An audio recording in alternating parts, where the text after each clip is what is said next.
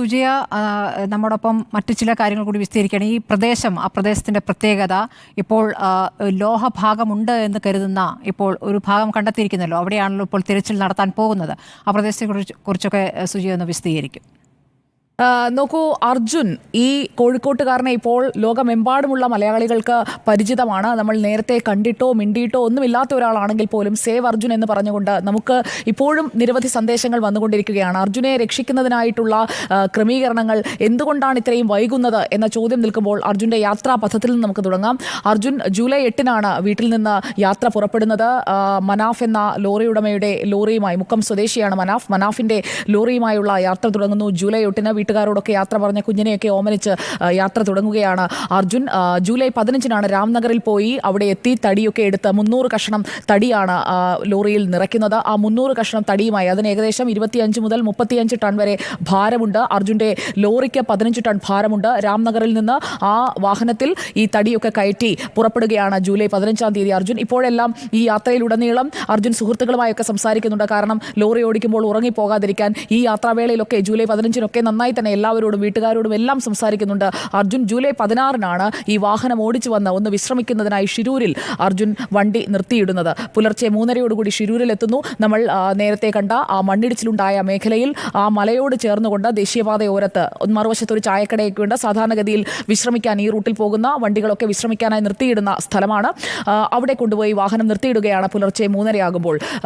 രാവിലെ 8:45 രാവിലെ 8:45 ഈ 3:30 വണ്ടി നിർത്തിയിടുന്നെങ്കിലും രാവിലെ 8:45 ഈ അപകടം സംഭവിക്കുന്നത്. 3:30 ഷിരൂരിൽ എത്തിയ അർജുന് പിന്നീട് എന്താണ് സംഭവിച്ചത് എന്നുള്ളതാണ് നമുക്ക് അറിയേണ്ടത്. ജൂലൈ 16-ാം തീയതി രാവിലെ 8:45 അതാണ് ആ ടൈം. ജൂലൈ 16-ാം തീയതി രാവിലെ 8:45 മണ്ണിടിഞ്ഞ് വീഴുമ്പോൾ അർജുൻ്റെ വണ്ടി 3:30 കൊണ്ടുപോയി പാർക്ക് ചെയ്തതാണ് ഷിരൂരിൽ. അപ്പോൾ സ്വാഭാവികമായും 5 മണിക്കൂർ ആയി കഴിഞ്ഞിരിക്കുന്നു അർജുൻ അവിടെ എത്തിയിട്ട്. 5 മണിക്കൂറോളം ഉറങ്ങുന്ന അർജുൻ കുറച്ച് സമയം കൂടി കഴിഞ്ഞിട്ടായിരിക്കാം ഒരുപക്ഷെ ഉണർന്നിട്ടുണ്ടാവുക. അപ്പോഴേക്കും വണ്ടിക്ക് മുകളിലേക്ക് മണ്ണിടിഞ്ഞ് വീണിട്ടുണ്ടാകും എന്നതാണ് നമ്മൾ സ്വാഭാവികമായും എത്തുന്ന അനുമാനം. കാരണം മറുവശത്തുള്ള ചായക്കടയിൽ നിന്ന് ഒരു ചായയൊക്കെ കുടിച്ച് ഫ്രഷായി കേരളത്തിലേക്ക് യാത്ര തിരിക്കാം എന്നായിരിക്കാം അർജുൻ കരുതിയിട്ടുണ്ടാവുക. ആ മലയോട് ചേർന്നുള്ള ആ മലഞ്ചെരുവിലെ പാർക്ക് ചെയ്യുന്ന സ്ഥലത്ത് വണ്ടി നിർത്തിയിട്ട് ഉറങ്ങുകയായിരുന്നു അർജുൻ. 3:30 എത്തുന്നു. 8:45 ആകുമ്പോൾ കൃത്യം 5.25 മണിക്കൂർ കഴിയുമ്പോഴാണ് ഈ മണ്ണിടിഞ്ഞ് വീഴുന്നത്. സ്വാഭാവികമായും പ്രധാനപ്പെട്ട വിവരം പുറത്തു വരുന്നുണ്ട്.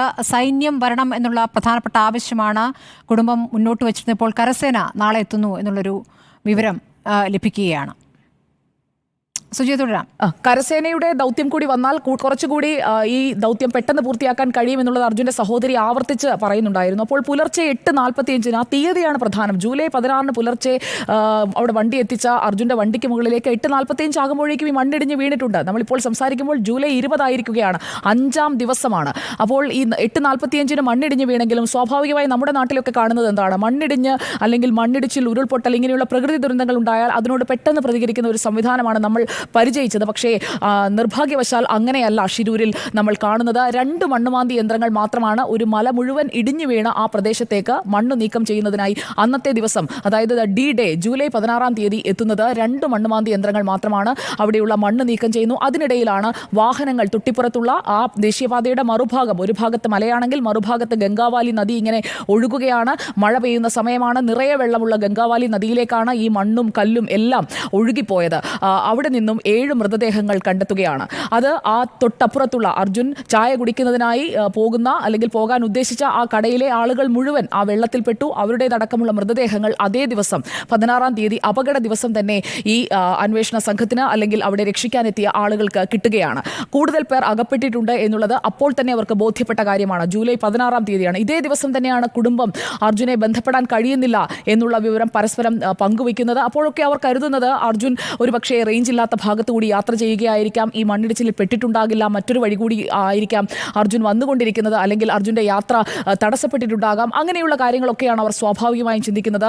ജൂലൈ 16-ാം തീയതി ഇത്ര മാത്രമാണ് നമ്മൾ സംഭവിക്കുന്നത്. ജൂലൈ 17-ാം തീയതിയാണ് അർജുൻ്റെ വാഹനത്തിൽ നിന്നുള്ള സിഗ്നൽ ലഭിക്കുന്നത്. അർജുൻ്റെ വാഹനത്തിൽ നിന്നുള്ള സിഗ്നൽ ലഭിച്ചു എന്ന വിവരം ലോറി ഉടമയായ മനാഫ് വീട്ടുകാരെ അറിയിക്കുന്നു. അവർ പരസ്പരം അക്കാര്യങ്ങളൊക്കെ സംസാരിക്കുന്നു. പോലീസിനെയും അർജുനെ കാണാനില്ല എന്നുള്ള വിവരം അറിയിക്കുകയാണ്. അപ്പോഴും ആ സിഗ്നൽ കിട്ടുന്നത് അതേ സ്ഥലത്ത് നിന്നാണ്, ഷിരൂരിൽ നിന്ന് തന്നെയാണ്. ഒരു നിമിഷം സുജിയ, ഇപ്പോൾ കരസേന എത്തുന്നു എന്നുള്ളത് ഒരു ആശ്വാസ വാർത്തയാണ്. നോക്കൂ, അർജുനുമായുള്ള നമ്മുടെ കോൺടാക്ട് പോയിന്റ് എന്ന് പറയുന്നത് ഒന്ന് ആ GPS സിഗ്നൽ ആയിരുന്നു. ആ GPS സിഗ്നൽ കിട്ടിയത് 17-ാം തീയതിയാണ്, തൊട്ടടുത്ത ദിവസമാണ് അവസാനമായി കിട്ടിയത്.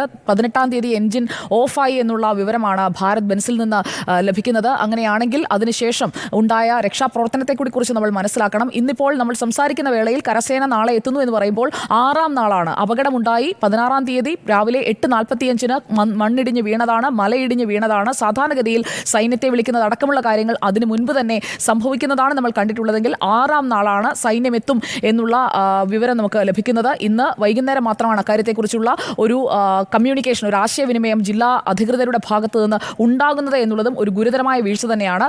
ജൂലൈ 18-ാം തീയതി നോക്കൂ, അപകടം നടന്ന അന്ന് 2 മണ്ണുമാന്തി യന്ത്രങ്ങളാണ് ആ സ്ഥലത്തേക്ക് എത്തുന്നതെങ്കിൽ 3 ദിവസം പിന്നിടുമ്പോൾ, അതായത് കേരളത്തിൽ നിന്നടക്കം ഈ വാർത്ത അറിഞ്ഞുകൊണ്ട് കൂടുതൽ ആളുകൾ വിളിക്കുന്ന വേളയിൽ 4 മണ്ണുമാന്തി യന്ത്രങ്ങൾ കൂടി സ്ഥലത്തെത്തുന്നു. അപ്പോഴും അവർ ചെയ്യുന്നത് ദേശീയ പാതയിലെ മണ്ണ് നീക്കുന്ന പ്രവൃത്തികളാണ്. അർജുന്റെ വാഹനം കിടക്കുന്നു അല്ലെങ്കിൽ GPS സിഗ്നൽ കിട്ടിയെന്ന് പറയുന്ന ഭാഗങ്ങളിൽ പരിശോധന നടത്തുന്നില്ല. അപ്പോഴാണ് മറ്റൊരു നിർണായക വിവരം കൂടി പുറത്തേക്ക് വരുന്നത്. അർജുനെ തുടർച്ചയായി വിളിച്ചുകൊണ്ടിരിക്കുകയാണ് കുടുംബം. അർജുന്റെ മൊബൈൽ ജൂലൈ 18-ാം തീയതി, അതായത് അപകടം നടന്നതിന്റെ 3-ാം നാൾ റിംഗ് ചെയ്യുന്നു എന്നുള്ള നിർണായക വിവരം കുടുംബം പങ്കുവയ്ക്കുകയാണ്. അധികൃതരെ ഇക്കാര്യം അറിയിക്കുന്നു. മൊബൈൽ റിംഗ് ചെയ്യുന്നുണ്ട്. അർജുൻ ആ വാഹനത്തിൽ തന്നെ, ആ വിട്ടിരുന്ന സ്ഥലത്ത് തന്നെ ഉണ്ടാകാനുള്ള സാധ്യതയുണ്ട് എന്ന പ്രതീക്ഷ ശക്തമാകുന്നത് ജൂലൈ 18-ാം തീയതിയാണ്, മിനിഞ്ഞാന്നാണ്.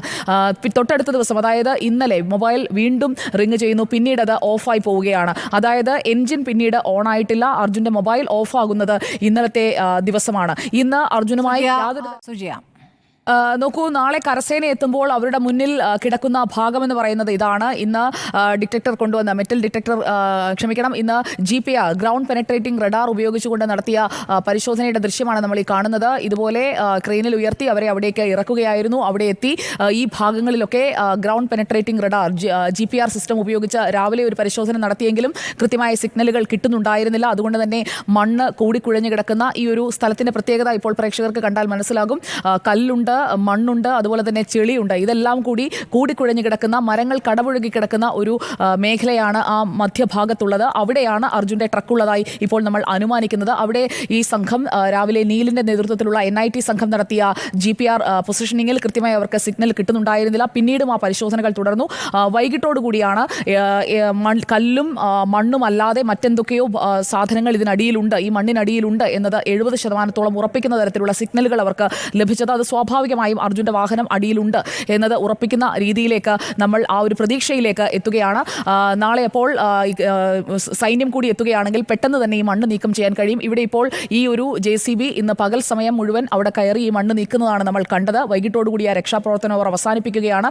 വൈകുന്നേരം ആകുമ്പോഴേക്കും ഈ രക്ഷാപ്രവർത്തനത്തിന് കുറച്ചുകൂടി വേഗം വെച്ചു എന്നാണ് നമ്മൾ മനസ്സിലാക്കുന്നത്. SP അടക്കം നമ്മളോട് പറഞ്ഞത് സമ്മർദ്ദം അധികരിച്ചപ്പോൾ സമ്മർദ്ദത്തിനനുസരിച്ച് നമുക്ക് കൂടുതൽ വേഗത്തിലാക്കേണ്ടി വന്നു എന്നാണ്. അപ്പോൾ അങ്ങനെയാണെങ്കിൽ ഇന്നാണ് യഥാർത്ഥത്തിൽ രക്ഷാപ്രവർത്തനം, ഇന്ന് ഉച്ചയ്ക്ക് ശേഷമാണ്, 3 മണിക്ക് ശേഷമാണ് രക്ഷാപ്രവർത്തനം കൃത്യമായി നടക്കേണ്ട ഭാഗത്ത്, അതായത് ഈ മണ്ണ് കൂടിക്കിടക്കുന്ന ഈ ഭാഗത്ത് ഈ ട്രക്ക് 45 ടൺ ഭാരമുള്ള, അതായത് വാഹനത്തിന്റെ ബോഡി വെയിറ്റ് പ്ലസ് അതിലുള്ള 300 തടിക്കഷ്ണങ്ങളുടെ ഭാരമടക്കം ഒരു 45 ടൺ ഭാരമുള്ള ഭാരത് ബെൻസിന്റെ ആ ട്രക്കും, ആ ട്രക്കിനുള്ളിൽ അർജുനും ഈ ഭാഗത്ത് ഉണ്ടാകാനുള്ള സാധ്യതയാണ് നമ്മൾ കാണുന്നത്. ഇനിയും അവിടെ മണ്ണ് നീക്കേണ്ടതുണ്ട്. ആ മണ്ണ് ചെളിയും എല്ലാം കൂടിക്കുഴഞ്ഞ് അടിഞ്ഞു കിടക്കുകയാണ്. അവിടെ നിന്ന് മണ്ണ് നീക്കുന്നതിന് ഇപ്പോൾ ചെയ്തുകൊണ്ടിരിക്കുന്നത് പോലെയുള്ള ഒരു സംവിധാനം മതിയോ എന്ന ചോദ്യം അവിടെ നിലനിൽക്കുകയുമാണ് സ്മൃതി. അതുകൊണ്ട് തന്നെ ഇവിടെ നിന്ന് ഈ മണ്ണ് പൂർണ്ണമായും എത്രയും വേഗം നീക്കുക, അത് ഇന്ന് സംഭവിക്കുമെന്നാണ് നമ്മൾ കരുതിയിരുന്നത്. അർജുനിലേക്ക് എത്താനായിട്ടുള്ള നമ്മുടെ പ്രതീക്ഷ, ജീവന്റെ തുടിപ്പെങ്കിലും ബാക്കിയുണ്ടെങ്കിൽ അർജുനെ നമുക്ക് രക്ഷിക്കേണ്ടതുണ്ട്. അതിനായി പ്രതീക്ഷയോടെ നമുക്കിനി നാളെ രാവിലെ 6:30 വരെ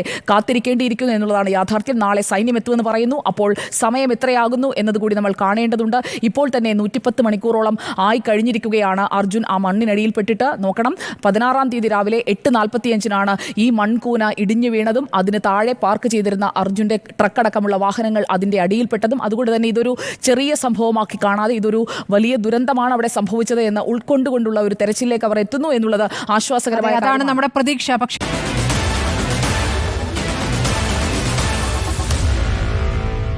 Meet the editors.